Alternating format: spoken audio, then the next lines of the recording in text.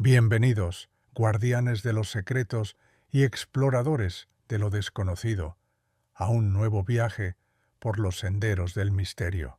Hoy, nuestra brújula no apunta hacia castillos encantados o bosques sombríos, sino hacia el vasto y rugiente Océano Pacífico, a las costas indómitas que bañan las tierras de Chile y Perú. Nos sumergiremos en un mundo donde el horizonte se funde con el misterio, donde las olas heladas de la corriente de Humboldt arrastran consigo más que solo espuma y sal. Arrastran relatos ancestrales, susurros de pescadores que vieron lo imposible y advertencias sobre lo que yace en el abismo insondable. Estas no son tierras comunes, son el límite del mundo, un lugar donde desiertos áridos se encuentran con fiordos helados y donde la vida y la mitología se entrelazan de una forma única y poderosa. Prepárense, porque esta noche nuestra expedición nos llevará a enfrentarnos con presencias enigmáticas que han aterrorizado y fascinado a generaciones.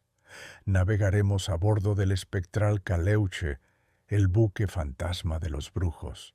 Escucharemos el canto hipnótico de la pincoya, la sirena que decide la abundancia o la escasez del mar. Nos cuidaremos de la mirada seductora y grotesca del trauco y su temible compañera, la fiura. Descenderemos a las profundidades para encontrarnos con el cuero, la piel viviente que acecha en lagos y lagunas. Conoceremos al rey de los mares chilotes, el poderoso Millalobo. Cruzaremos fronteras para desentrañar el misterio del bufeo colorado en las aguas peruanas, la serpiente colosal conocida como Yacumama, y escucharemos el lamento eterno de la sirena de la Huacachina. Afilen sus sentidos y preparen su espíritu, porque las aguas que vamos a explorar son profundas y oscuras, y sus secretos están ansiosos por ser contados. ¿Listos para sentir el frío del Pacífico en sus almas? Entonces, comencemos nuestro descenso a las leyendas del abismo. Capítulo 1. El Caleuche, el buque fantasma de los brujos. Imaginen una noche en el archipiélago de Chiloé, en el sur de Chile. No hay luna, solo un manto de estrellas heladas que parecen temblar en el firmamento. El aire es denso, cargado con el olor a sal y a bosque húmedo. Desde la orilla solo se escucha el murmullo rítmico de las olas rompiendo contra las rocas y el silbido del viento que se cuela por los fiordos. Pero entonces algo rompe la monotonía, una melodía lejana, una música de fiesta que parece imposible en medio de la nada, y con la música una luz. A lo lejos, navegando en silencio por los canales donde ningún barco se atrevería a pasar de noche, aparece la silueta de un velero antiguo, brillantemente iluminado. No produce estela, no hace ruido de motor ni de velas al viento. Se desliza sobre el agua como un espectro. Acaban de presenciar la aparición del Caleuch, el más famoso y temido de los mitos marinos de Chile.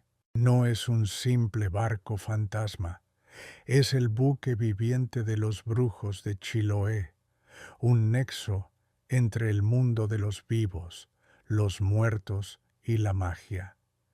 La historia de su origen se pierde en la bruma del tiempo, con múltiples versiones que alimentan su misterio. Una de las más antiguas cuenta que el Caleuche es la encarnación del espíritu de todos los marinos que han muerto ahogados en las frías aguas del sur, un barco de almas que navega eternamente en busca de nuevos tripulantes entre los náufragos. Les ofrece un pacto: unirse a su tripulación y disfrutar de una vida eterna de fiestas y riquezas a bordo, a cambio de no volver a pisar tierra firme ni ser vistos por sus seres queridos.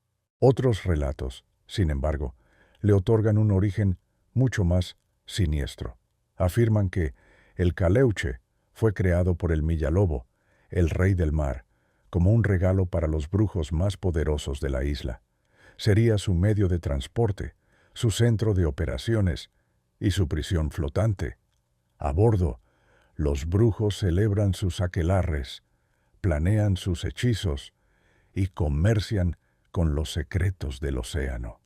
Para ellos, el barco es un ser consciente, capaz de navegar bajo el agua, aparecer y desaparecer a voluntad, y transformarse para no ser reconocido, a veces tomando la forma de una simple roca o un trozo de madera flotante. Las manifestaciones del Caleuche son tan variadas como aterradoras. Quienes tienen la desgracia o la suerte de encontrárselo hablan de un espectáculo sobrecogedor. Es un barco de belleza imposible, con velas blancas que resplandecen con luz propia y cubiertas llenas de seres que ríen y bailan al son de una música hechizante. Pero esta apariencia festiva es una trampa. Se dice que los brujos a bordo, conocidos como tripulantes caleucheros, tienen una peculiaridad. Caminan con una pierna doblada hacia la espalda, moviéndose con una agilidad antinatural. Si un pescador solitario se acerca demasiado, atraído por la curiosidad o la música, los tripulantes pueden invitarlo a bordo. Si acepta, su destino está sellado. Se convertirá en uno de ellos, condenado a una eternidad de servidumbre mágica. Si se niega, corre el riesgo de ser castigado. Los brujos pueden maldecir su barco, arruinar su pesca para siempre o, peor aún, enloquecerlo con visiones y sonidos que solo él puede percibir. Incluso mirar directamente al Caleuche es peligroso. La tradición advierte que aquel que lo observa sin ser invitado sufrirá una parálisis súbita, su boca se torcerá y su cuerpo quedará tullido de por vida como castigo por su insolencia.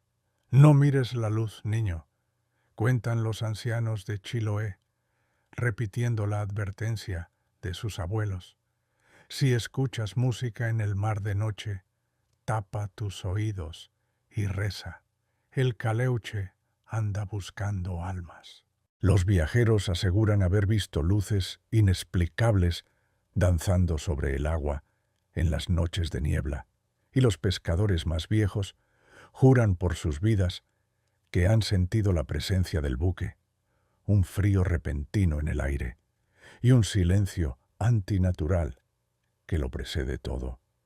Se dice que el Caleuche también cumple una función comercial para los brujos, transportando mercancías robadas o de contrabando a velocidades imposibles. Por eso, algunos comerciantes que prosperan de la noche a la mañana son acusados en susurros de tener un pacto con el buque fantasma. La advertencia es clara y directa para cualquiera que se aventure en las aguas chilotas. Si la noche te encuentra en el mar y una fiesta flotante aparece de la nada, no te dejes seducir. Es la llamada de los brujos, un canto de sirena que te llevará a un mundo de magia oscura del que no hay retorno. El Caleuche es mucho más que un barco fantasma. Es un símbolo de la dualidad de Chiloé, un lugar de belleza sobrecogedora y de peligros ocultos, donde la magia y la realidad navegan juntas en las mismas aguas. Así que, la próxima vez que observes el mar en una noche oscura, pregúntate, ¿qué secretos transportan esas olas? ¿Y qué luces podrían encenderse en el horizonte cuando nadie más está mirando? Capítulo 2. La pincoya, la danza que decide el destino del mar.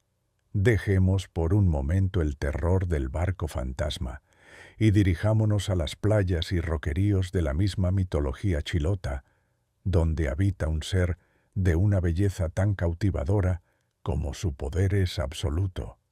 No es una criatura de oscuridad, sino un espíritu del mar cuya presencia es vital para la supervivencia de las comunidades costeras. Hablamos de la pincoya. Imaginen una caleta de pescadores al amanecer. El sol tiñe de naranja las nubes bajas y el mar está en calma. Los hombres y mujeres de mar preparan sus redes, sus botes, y antes de zarpar, dirigen una mirada respetuosa hacia la orilla. Buscan una señal, la presencia de una figura femenina de cabellos dorados y largos como hebras de sol, vestida únicamente con un traje de algas marinas. A veces la ven danzando suavemente sobre la arena, con movimientos que imitan el vaivén de las olas. Esa es la pincoya, y su danza es un oráculo que predice la fortuna del día. El origen de la pincoya está íntimamente ligado a la realeza del mar. Se cuenta que es hija del Millalobo, el rey de los mares, y de la humana Huenchula. Esta unión entre dos mundos le confirió una naturaleza dual. Posee la belleza y la calidez de una mujer mortal, pero también el poder y la esencia indomable del océano. Su esposo es el Pincoy, un ser marino de aspecto igualmente atractivo, y juntos representan la armonía y la fertilidad de las aguas. No vive en las profundidades abisales, sino en la zona liminal donde el mar besa la tierra. Su hogar es el roquerío costero, y su dominio es la abundancia de peces y mariscos que sostiene a las comunidades humanas. No es una deidad a la que se le rece en templos, sino un espíritu con el que se convive, al que se le respeta y a veces se le teme, pues su humor es tan cambiante como el propio mar. Su leyenda no nace del miedo, sino de la necesidad de entender y aplacar las fuerzas de la naturaleza de las que depende la vida misma. La manifestación de la pincoya es un espectáculo de una belleza sobrenatural, pero su verdadero poder reside en su danza. Es a través de sus movimientos que comunica su voluntad y decide el destino de los pescadores. Si la pincoya danza sobre la playa, mirando hacia el mar, es un presagio de abundancia. Su baile es una invitación a los peces y mariscos para que se acerquen a la costa, llenando las redes y asegurando una pesca próspera.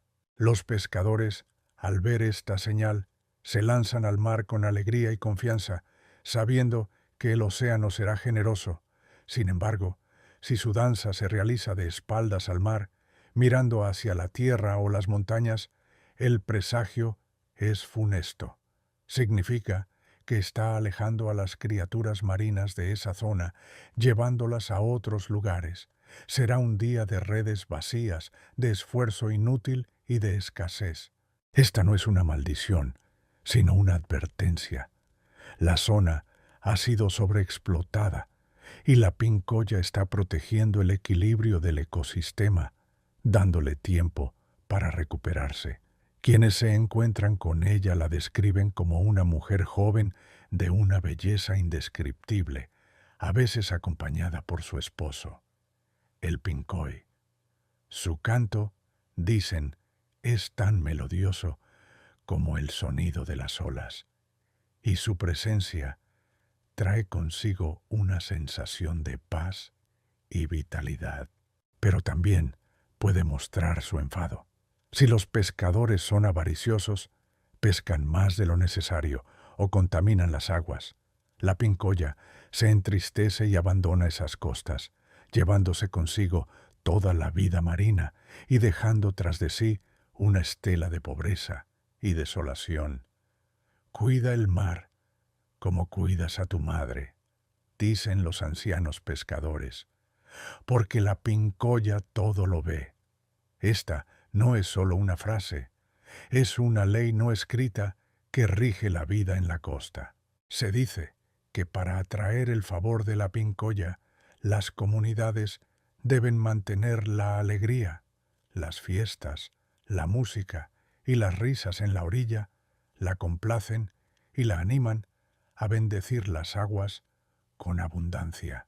Por el contrario, la pena y la discordia la ahuyentan. Los viajeros aseguran haber sentido una presencia inexplicable en playas solitarias, una sensación de ser observados por una fuerza benévola, y algunos juran haber visto una figura danzante en la lejanía, desvaneciéndose en la bruma al ser descubierta. La advertencia para todos los que viven del mar o lo visitan es clara. El océano no es un recurso inagotable, es un ser vivo con su propio espíritu guardián. Respeta sus ciclos, toma solo lo que necesitas y muestra gratitud.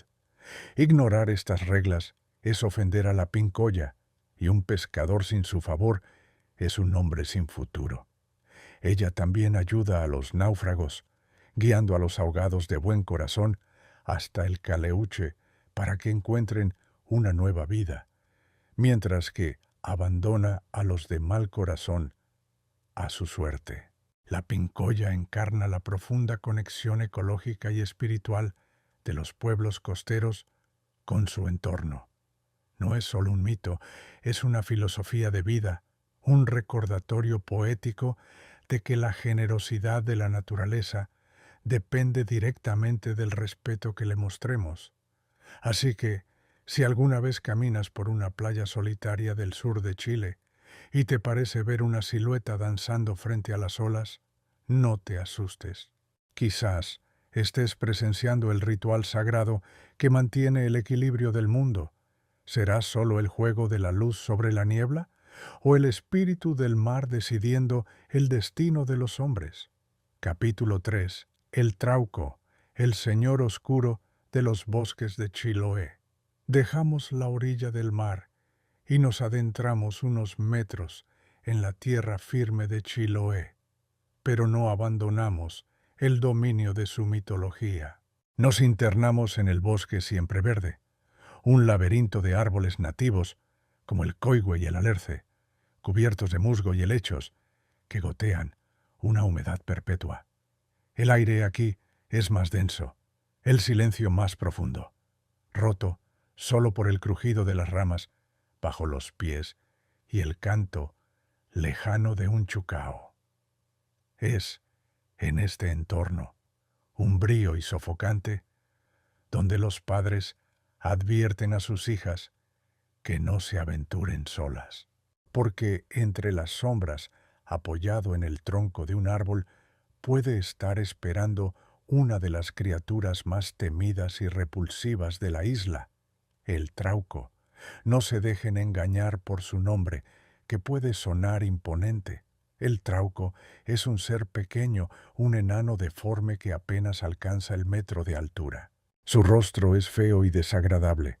Sus piernas son simples muñones sin pies, y viste un traje raído de quilineja, una fibra vegetal y un sombrero cónico que oculta parte de su horrible semblante. Pero su poder no reside en su físico, sino en su aliento y su mirada. El origen del trauco es tan oscuro como los bosques que habita. No hay una historia clara de su nacimiento, sino la sensación de que siempre ha estado ahí, como una encarnación de las fuerzas salvajes y primarias de la naturaleza. Algunas leyendas lo describen como un espíritu primordial del bosque, una especie de sátiro o fauno local, pero desprovisto de cualquier atisbo de alegría o belleza. Es la personificación de la lujuria cruda y depredadora. Su única compañera es la Fiura, su esposa o hija, según el relato, una criatura aún más espantosa que él. Juntos representan los peligros que acechan fuera de los límites seguros de la comunidad. El trauco no es un demonio en el sentido cristiano, sino una fuerza de la naturaleza, amoral y guiada únicamente por su instinto. Su existencia está ligada a un propósito muy específico: seducir a las mujeres, sin importar su edad o estado civil. Su leyenda es tan poderosa que, históricamente, sirvió como una explicación social para embarazos no deseados o para justificar encuentros prohibidos, atribuyendo la culpa a una fuerza sobrenatural e irresistible. La manifestación del trauco es sutil y terrorífica. No ataca con garras ni dientes. Su método es mucho más insidioso. Se esconde en los árboles, observando en silencio a las mujeres que pasan. Cuando elige a su víctima, no necesita acercarse, le basta con su mirada. Dicen que sus ojos, aunque pequeños y hundidos en su feo rostro, poseen un magnetismo hipnótico. Una sola mirada basta para que la mujer caiga en un profundo sueño, una especie de trance del que no puede despertar. Una vez que la víctima está indefensa, el trauco se acerca y sopla su aliento sobre ella. Este aliento no es un simple soplo de aire, es un veneno mágico que se introduce en los sueños de la mujer, provocándole visiones eróticas y haciéndole creer que está en los brazos de un apuesto galán. Al despertar, la mujer no recordará nada con claridad, solo una sensación confusa y una profunda melancolía. Meses después, descubrirá que está embarazada. Ese hijo, según la leyenda, es hijo del trauco. Los hombres, por otro lado, no tienen nada que temer de su aliento, pero sí de su odio. El trauco detesta a los hombres y los ve como rivales. Si un hombre se lo encuentra en el bosque, el trauco usará su hacha de piedra, llamada pagueldún, para golpearlo y causarle torceduras, parálisis facial o incluso la muerte por el puro susto de su aparición. Nunca aceptes un fruto de un desconocido en el bosque, advierten las abuelas chilotas. Podría ser el trauco intentando seducirte. Se dice que a veces, para atraer a sus víctimas, les ofrece frutos silvestres o pequeños regalos. Los testimonios sobre el trauco son parte del tejido social de Chiloé. Durante siglos, las mujeres que quedaban embarazadas fuera del matrimonio podían afirmar haber sido traucadas, y la comunidad, aunque con recelo, aceptaba esta explicación como una posibilidad real. Se dice que para protegerse de él hay que evitar los bosques en las horas crepusculares y, si uno se lo encuentra, la única defensa es lanzarle un puñado de arena a la cara, lo que lo asusta y lo hace huir. Otros aseguran que quemar los restos de la corteza del árbol donde se posa puede ahuyentarlo. La advertencia es permanente y resuena en cada rincón de la isla. El bosque es hermoso, pero no es ingenuo. Guarda secretos y peligros que van más allá de lo visible. Y el trauco es el guardián de sus instintos más oscuros. El trauco es una figura compleja, un monstruo repulsivo, un seductor irresistible, un chivo expiatorio social y un espíritu de la naturaleza. Representa el miedo a lo desconocido, a la sexualidad reprimida y a las fuerzas incontrolables que habitan tanto en el mundo exterior como en el interior de nosotros mismos. Así que, si alguna vez caminas por un bosque chilote y sientes una mirada pesada sobre ti, si el aire se vuelve denso y un silencio antinatural cae a tu alrededor, apresura el paso. Quizás no sea solo tu imaginación. Quizás el pequeño y terrible señor del bosque ha puesto sus ojos en ti. Capítulo 4. La fiura, el grito que deforma la belleza. Si la figura del trauco les pareció inquietante, prepárense para conocer a su contraparte femenina, un ser que encarna la malevolencia, la envidia y la fealdad en su estado más puro, la fiura. En los mismos bosques húmedos y pantanosos de Chiloé, donde acecha a su esposo, o padre, según la versión del mito, habita esta criatura terrible. Imaginen caminar cerca de un tremedal, esas zonas de aguas estancadas cubiertas de vegetación podrida. El olor es fétido, el aire pesado, y los insectos zumban incesantemente. Es el entorno perfecto para la Fiura, un reflejo de su propia naturaleza corrupta. Ella es la antítesis de toda belleza y armonía. Si el trauco es la lujuria depredadora, la Fiura es el rencor y la envidia personificados, un ser que odia todo lo que es hermoso y puro, y busca destruirlo o deformarlo a su imagen y semejanza. Su leyenda es una de las más oscuras y temidas, pues su ataque no busca seducir, sino mutilar el alma y el cuerpo. El origen de la Fiura está, por supuesto, atado al del trauco. Es comúnmente descrita como su esposa, una unión de dos seres grotescos que habitan en lo más profundo del bosque. Físicamente es aún más repulsiva que él. Es una mujer pequeña, contrahecha, con el rostro arrugado y lleno de verrugas. Sus ojos son rojos y despiden un odio incandescente. Su cabello es un manojo de cerdas duras y enmarañadas, y su aliento es tan pestilente que es capaz de marchitar las flores y enfermar a los animales que se le acercan. Sus manos terminan en garras afiladas, y sus senos, largos y flácidos, cuelgan hasta sus rodillas.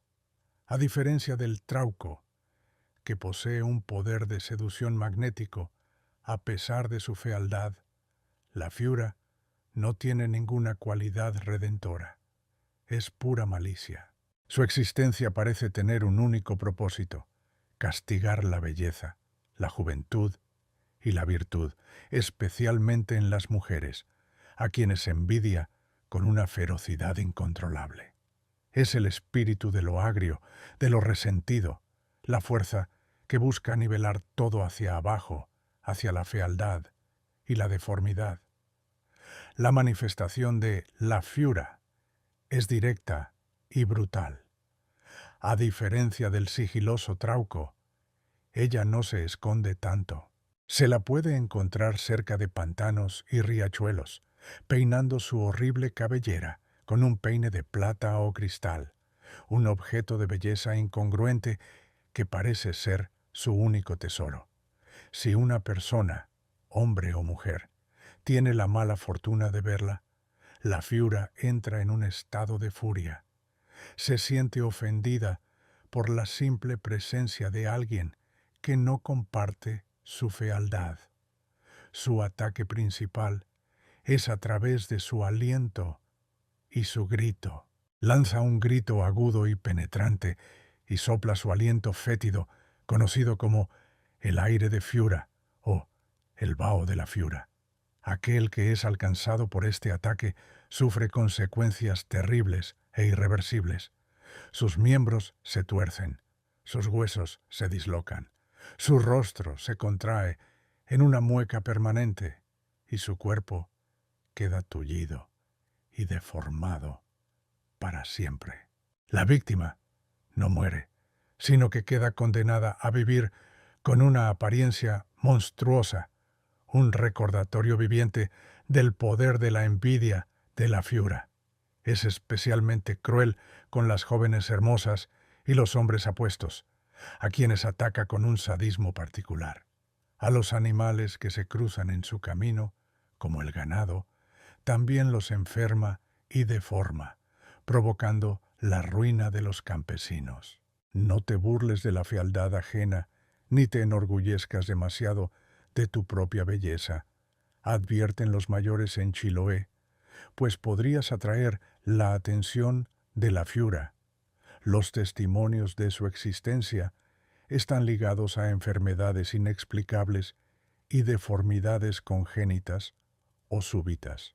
En el pasado, cuando una persona sufría una parálisis facial, conocida popularmente como aire, un tic nervioso severo o una artritis deformante, se decía que había sido fiurada.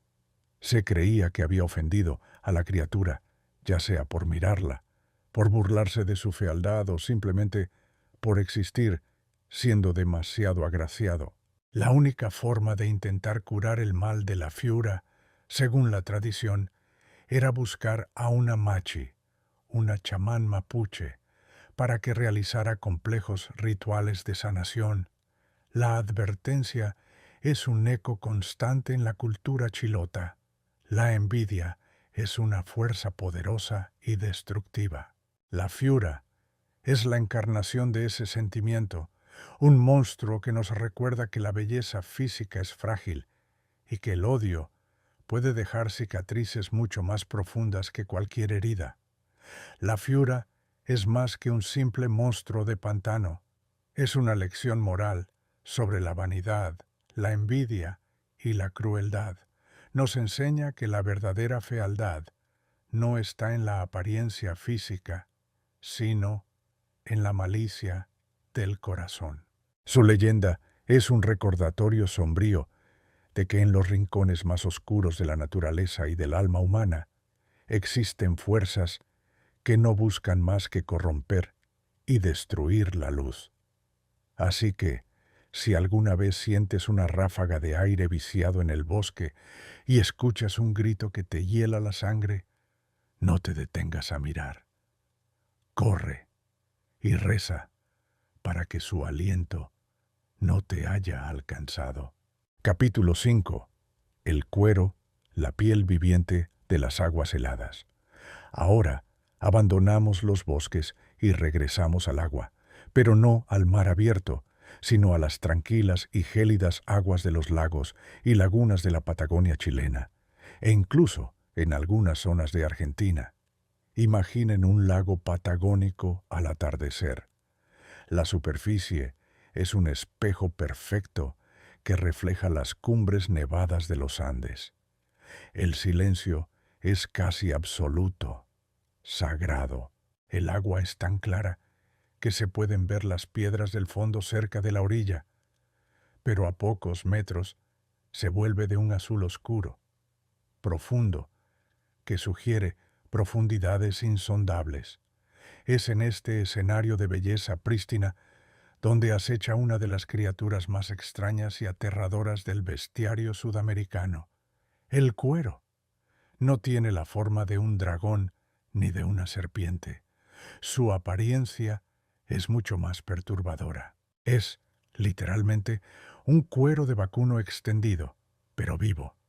Una piel flotante, de color oscuro y textura lisa, que se desliza sigilosamente justo debajo de la superficie del agua.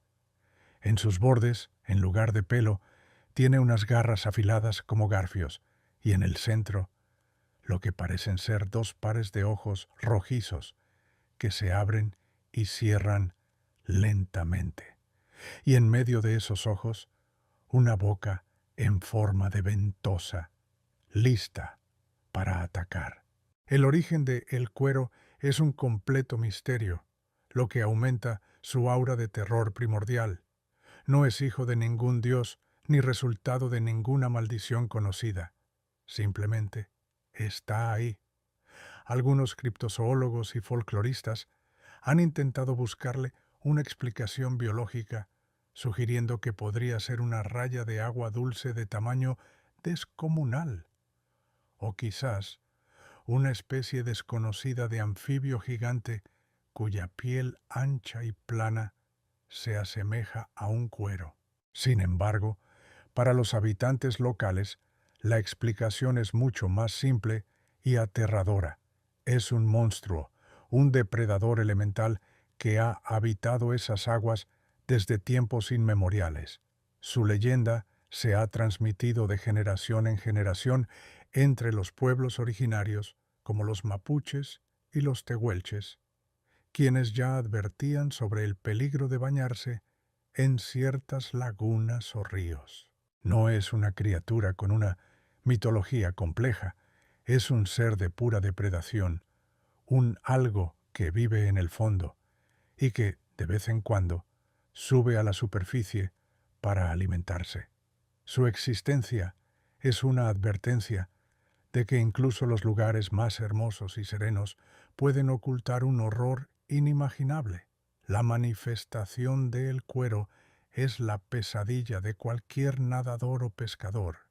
Su método de caza es la emboscada perfecta. Permanece inmóvil, confundiéndose con el fondo oscuro del lago, o pareciendo una simple mancha de sombra en el agua, cuando una presa, ya sea un animal que se acerca a beber o un ser humano que se atreve a nadar, pasa por encima, ataca con una velocidad cegadora, se eleva desde el fondo y envuelve a su víctima con su cuerpo plano y flexible, como una manta mortal. Las garras en sus bordes se clavan en la carne, impidiendo cualquier posibilidad de escape. Una vez que la presa está inmovilizada, la arrastra hacia las profundidades del lago. Allí, utilizando su boca en forma de ventosa, succiona toda la sangre de su víctima hasta dejarla seca. Luego, abandona el cuerpo sin vida en el fondo y vuelve a su estado de letargo, esperando a su próxima comida. Se dice que es especialmente peligroso en los días de calor, cuando la gente busca refrescarse en las aguas. También se cuenta que puede salir del agua por la noche y arrastrarse por la orilla en busca de presas dormidas, como ovejas o incluso personas acampando demasiado cerca del agua. Si ves que el agua se enturbia de repente sin razón, sal de inmediato. Es la advertencia que pasa de padres a hijos en la Patagonia. Es el cuero que se está moviendo en el fondo. Los relatos de los lugareños están llenos de historias de personas y animales que desaparecieron misteriosamente en lagos y ríos conocidos por albergar a la criatura. Cuentan los ancianos que la única forma de matar a el cuero es engañarlo, como su instinto es envolver cualquier cosa que se mueva en la superficie. La táctica consiste en lanzar al agua una rama de calafate o de otro arbusto espinoso. La criatura, en su ceguera depredadora, se envolverá alrededor de las ramas y se perforará a sí misma con las espinas, desangrándose hasta morir. Los viajeros aseguran haber visto grandes sombras moviéndose bajo la superficie de lagos remotos, sombras demasiado grandes y planas para ser un pez. La advertencia es solemne y directa. No subestimes las aguas tranquilas. Su belleza puede ser una máscara que oculta a un depredador paciente y voraz. El cuero es la personificación del miedo a lo que no se ve, al peligro que yace justo debajo de la superficie de lo cotidiano. Es un monstruo simple, casi primitivo, pero precisamente por eso es tan efectivo. No tiene motivaciones complejas, solo hambre. Es un recordatorio de que la naturaleza, en su estado más puro, es indiferente y, a veces, mortalmente peligrosa. Así que, si alguna vez te encuentras frente a un lago patagónico de aguas cristalinas y sientes la tentación de sumergirte, recuerda la historia de la piel viviente y pregúntate qué podría estar observándote desde la oscuridad de abajo. Capítulo 6. Millalobo, el rey dorado de los mares del sur.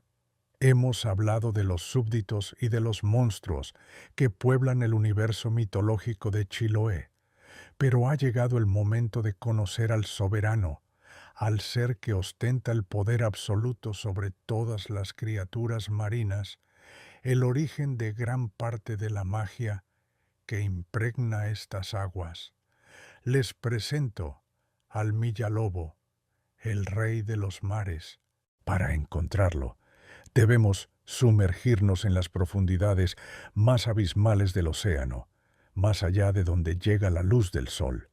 Allí, en un palacio construido con corales y adornado con perlas del tamaño de un puño, se encuentra el trono del Millalobo.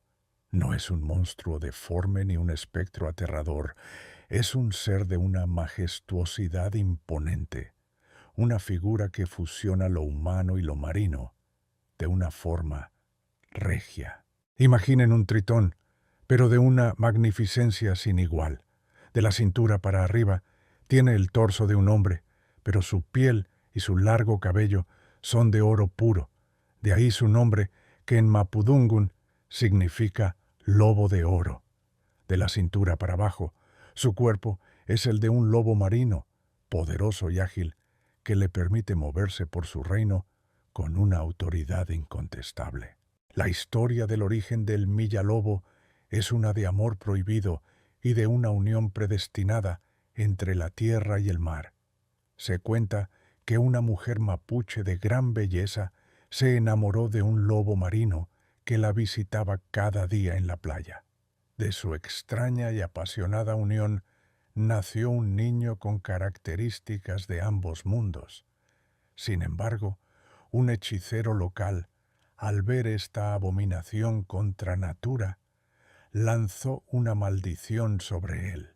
Pero el gran espíritu del mar, Koikoivilu, vio el potencial en el niño y lo protegió, llevándoselo a las profundidades para criarlo.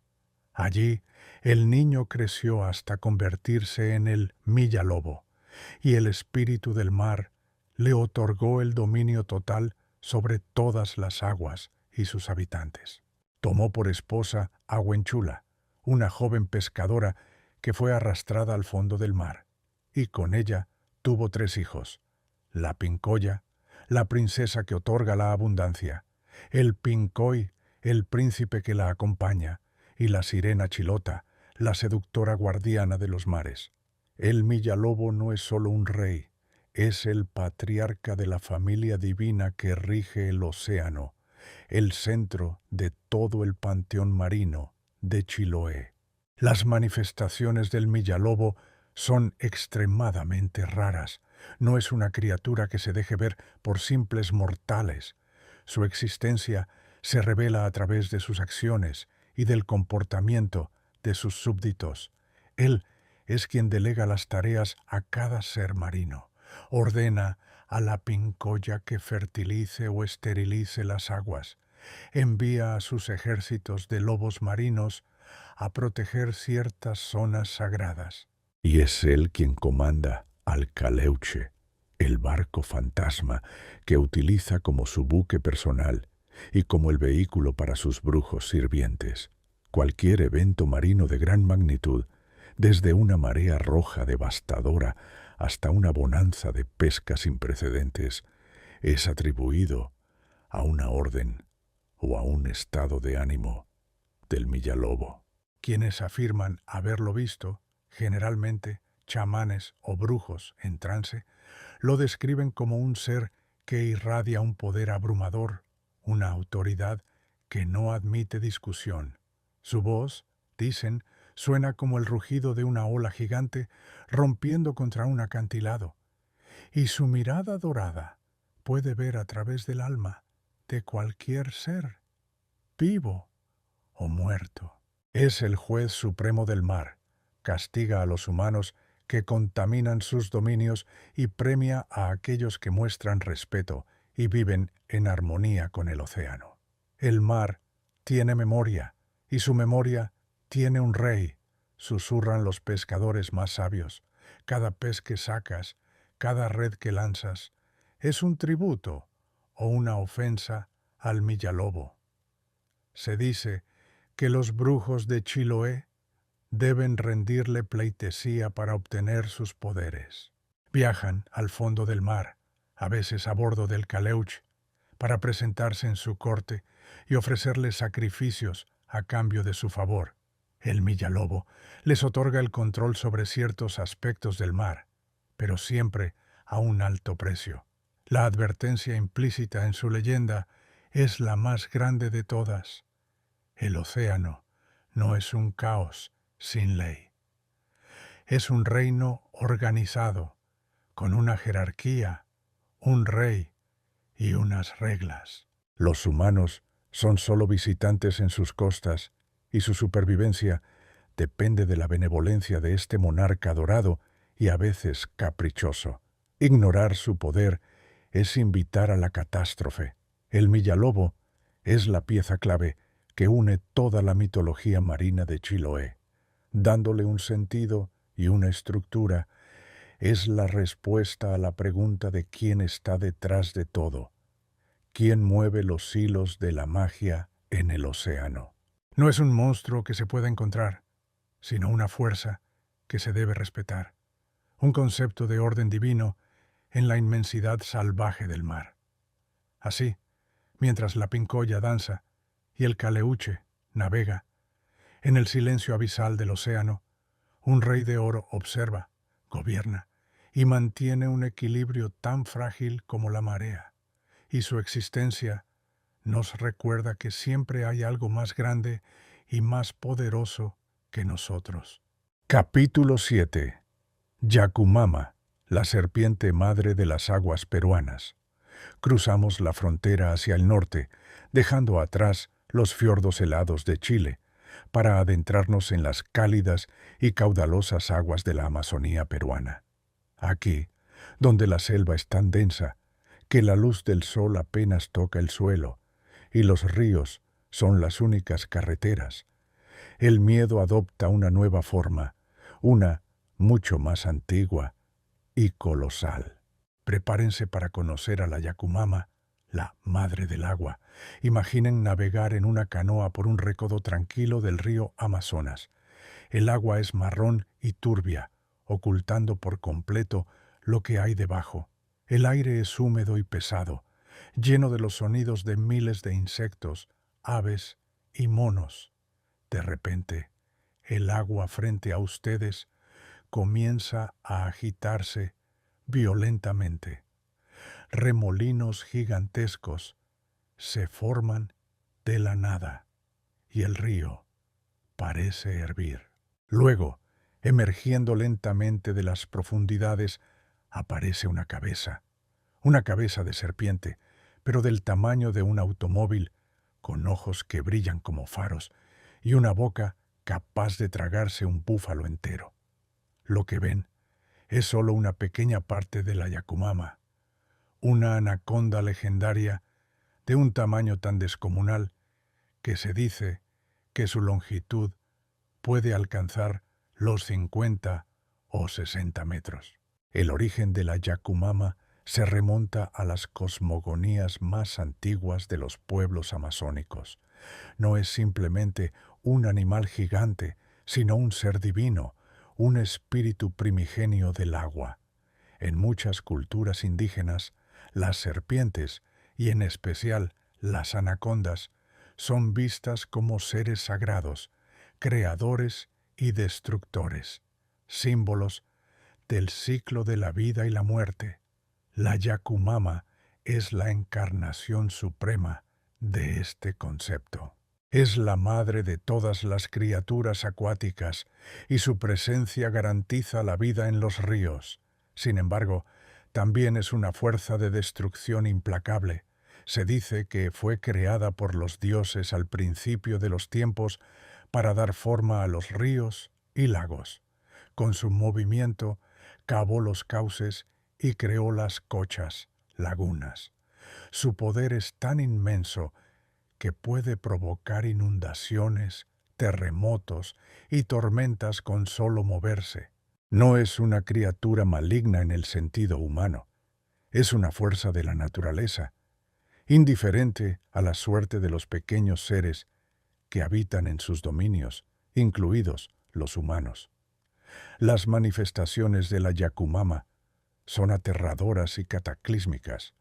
A diferencia de una anaconda común, que caza por constricción, la Yacumama posee un poder mucho más terrible. Se dice que desde una distancia de 100 metros puede inhalar con una fuerza descomunal, creando un vórtice de agua que succiona todo lo que flota en la superficie. Canoas, animales, árboles y, por supuesto, personas. Nada puede escapar de su atracción. Una vez que la presa está en su boca, la traga entera. Los chamanes y curanderos de la selva afirman que la Yacumama posee cuernos iridiscentes en su cabeza y que sus ojos emiten un hipnótico brillo magnético. Quien mira directamente a sus ojos queda paralizado por el miedo, incapaz de moverse mientras la criatura se acerca para devorarlo. Su paso por el río deja una estela de destrucción, árboles arrancados de raíz en las orillas y un profundo surco en el lecho del río. Cuando no está cazando, duerme en el fondo de las lagunas más profundas, y se dice que su sueño puede durar años, pero cuando despierta, lo hace con un hambre voraz. Nunca navegue solo por la Cocha Encantada, advierten los guías locales a los turistas y exploradores. Allí duerme la Yacumama. Cada comunidad ribereña tiene sus propias historias y testimonios. Cuentan de pescadores que desaparecieron sin dejar rastro, de embarcaciones encontradas, destrozadas en medio de remolinos inexplicables. Los ancianos aseguran poder escuchar el retumbar de la Yacumama moviéndose bajo tierra cuando va a cambiar de laguna, un sonido como un trueno subterráneo que hace temblar la selva. La advertencia es clara. Hay lugares en el río que son sagrados y prohibidos, porque son el hogar de la Madre del Agua. Se le deben ofrecer respetos y rituales para apaciguar su espíritu. Los chamanes, a través de ceremonias con ayahuasca, dicen poder comunicarse con ella, pedirle permiso para pescar en sus aguas o rogarle que no desate su furia sobre las aldeas.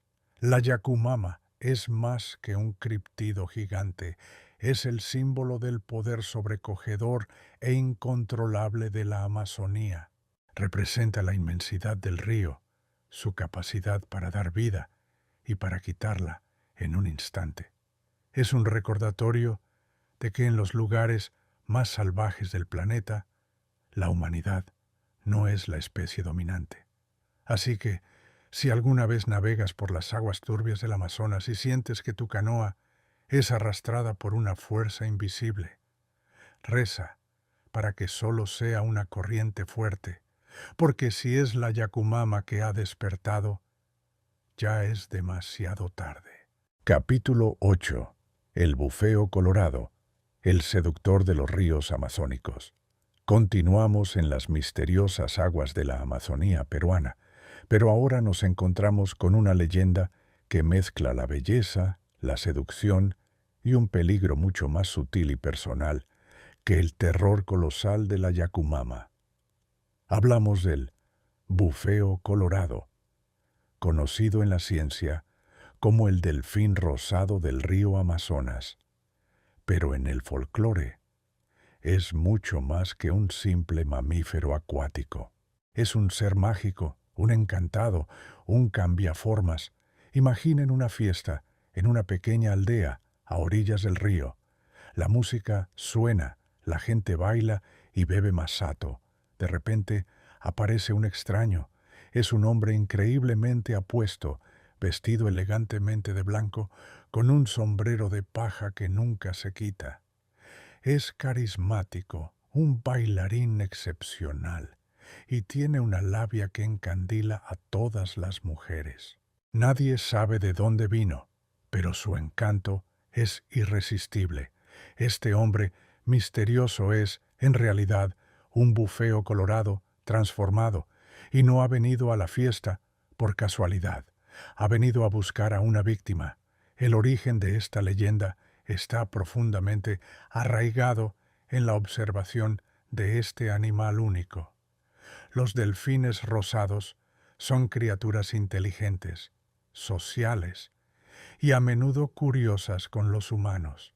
Su color rosado y su comportamiento a veces lúdico les confirieron un aura mágica en la mente de los pueblos ribereños. La leyenda del bufeo colorado, como cambiaformas, nace para explicar lo inexplicable y para servir como una advertencia moral.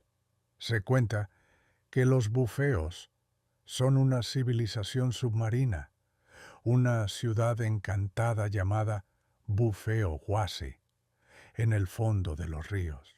Allí viven como delfines, pero tienen el poder de transformarse en humanos para interactuar con nuestro mundo. No son necesariamente malos, pero operan bajo una moralidad diferente, guiada por sus instintos y deseos. Su transformación en humanos no es perfecta. Siempre conservan el espiráculo, el orificio por donde respiran, en la parte superior de su cabeza, razón por la cual siempre usan un sombrero para ocultarlo. Además, se dice que sus pies pueden estar deformados o ser redondos, como la cola de un delfín. La manifestación del bufeo colorado es la de un depredador social. Durante el día, es un delfín que a veces ayuda a los pescadores guiando los peces hacia sus redes o salvando a gente de ahogarse. Pero por la noche, durante las fiestas y celebraciones locales, emerge del río y se transforma en un hombre apuesto. Su objetivo es siempre el mismo: seducir a la joven más bella del pueblo. Utiliza su encanto sobrehumano, su habilidad para el baile y su conversación hipnótica para enamorarla. Una vez que la mujer cae bajo su hechizo, la aleja de la fiesta, la lleva a la orilla del río y la seduce. El encuentro tiene dos posibles desenlaces, ambos trágicos para la mujer. En algunos casos, después de la seducción, el bufeo simplemente regresa al río, dejándola embarazada. El niño que nazca de esta unión tendrá características especiales y una fuerte conexión con el agua. En el peor de los casos, el bufeo, completamente enamorado, la convence de seguirlo al río, la ahoga y se la lleva consigo a su ciudad submarina para que se convierta en su esposa, de la cual nunca podrá escapar. Cuidado con los forasteros guapos que usan sombrero en las fiestas. Es la advertencia que las madres dan a sus hijas en toda la Amazonía. Y nunca dejes que te lleve cerca del agua. Los testimonios sobre el bufeo son parte de la vida cotidiana. Se cuentan innumerables historias de mujeres que afirmaron haber sido seducidas por un hombre misterioso que luego desapareció en el río, o de jóvenes que desaparecieron cerca del agua después de un festival. Al igual que el trauco en Chiloé, la leyenda del bufeo colorado ha servido como una explicación social para embarazos fuera del matrimonio. Se dice que la única forma de revelar la verdadera identidad de un bufeo es arrancarle el sombrero, lo que revelaría su espiráculo y lo obligaría a huir avergonzado de vuelta al río. Otra forma es ofrecerle ají, chile, ya que los encantados odian la comida picante. El bufeo colorado es una leyenda fascinante porque encarna la dualidad del río Amazonas. Es hermoso pero peligroso, dador de vida, pero también una tumba acuática. Es un protector y un depredador, un ser de encanto irresistible y de consecuencias fatales. Nos advierte sobre los peligros de la seducción, de confiar en las apariencias y de dejarse llevar por extraños. Así que, si alguna vez estás en una fiesta en la selva y un hombre misterioso de blanco te invita a bailar, fíjate bien en su sombrero y en sus pies. Podrías estar bailando con el príncipe de los ríos, y esa danza podría ser la última. Capítulo 9. La sirena de la Huacachina, el lamento del desierto. Nuestro último destino nos lleva a un lugar que desafía la lógica, un paisaje de una belleza surrealista que parece sacado de un sueño. Dejamos la selva y el mar para adentrarnos en uno de los desiertos más áridos del mundo, cerca de la ciudad de Ica, en Perú. Allí, rodeado por dunas de arena gigantescas que se elevan como montañas doradas, encontramos un oasis, una pequeña laguna de aguas verdes y tranquilas, bordeada de palmeras y eucaliptos. La Huacachina es un lugar de una paz casi mágica, pero, como en tantos lugares hermosos, esta tranquilidad oculta una historia de amor, pérdida y una presencia sobrenatural.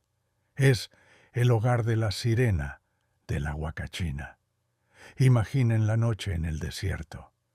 El calor del día ha desaparecido, reemplazado por un frío penetrante. La luna llena ilumina las dunas, creando un paisaje de plata y sombras. En el centro, las aguas de la laguna brillan con una luz espectral, si escuchan con atención. Más allá del susurro del viento sobre la arena, podrían oír un canto triste y melancólico que parece surgir de las profundidades del agua. Es el lamento de la sirena, la guardiana eterna de este oasis. La historia del origen de la Huacachina y su sirena es una de las leyendas más poéticas y trágicas de Perú. Se cuenta que hace mucho tiempo vivía en esta zona una hermosa princesa inca llamada Ñusta Huaca Runa, que significa la que hace llorar. Estaba enamorada de un valiente guerrero que tuvo que partir a la guerra. Pasaban los días y las semanas y la princesa esperaba su regreso, peinando su largo cabello negro frente a un espejo. Un día, un mensajero llegó con la terrible noticia. Su amado había caído en batalla. El corazón de la princesa se rompió en 1000 pedazos. Corrió hacia el desierto y sus lágrimas, incontrolables, comenzaron a fluir, formando una pequeña laguna. Un día, mientras lloraba su pena, vio a través de su espejo que un guerrero enemigo la observaba. Asustada, corrió, y el espejo cayó al suelo y se rompió, convirtiéndose en la laguna. Para escapar de su perseguidor, la princesa se arrojó al agua. Al sumergirse, su cuerpo se transformó. Sus piernas se unieron para formar una cola de pez. Se había convertido en una sirena, condenada a vivir para siempre en la laguna que sus propias lágrimas habían creado.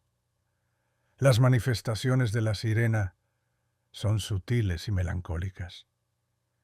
No es una criatura agresiva como otras que hemos visto. Su presencia está marcada por la tristeza. Se dice que en las noches de luna llena emerge de las profundidades para sentarse en la orilla y cantar su pena por su amor perdido. Su canto es tan hermoso como desgarrador y tiene el poder de atraer a los hombres que caminan solos por el oasis. Aquellos que escuchan su canción se sienten irresistiblemente atraídos hacia la laguna, cautivados por la belleza de la sirena y su voz hipnótica, entran en el agua y ella, en su soledad eterna, los arrastra al fondo con ella, de donde nunca más regresan. No lo hace por maldad, sino por un anhelo desesperado de compañía, buscando en los rostros de los extraños el de su amado guerrero. Por la mañana, lo único que queda de sus víctimas son las burbujas en la superficie del agua. No te bañes en la laguna de noche, y menos si hay luna llena, advierten los locales a los turistas. La princesa todavía está buscando a su guerrero. Los habitantes de Huacachina tienen un profundo respeto por la leyenda. Cuentan historias de viajeros y jóvenes locales que desaparecieron misteriosamente después de haber sido vistos caminando solos cerca de la laguna por la noche. Algunos afirman haber escuchado el canto fantasmal en las horas más silenciosas, un sonido que te eriza la piel y te llena de una profunda tristeza. La advertencia es una mezcla de respeto y miedo. El oasis es un lugar para disfrutar durante el día, pero la noche pertenece a la sirena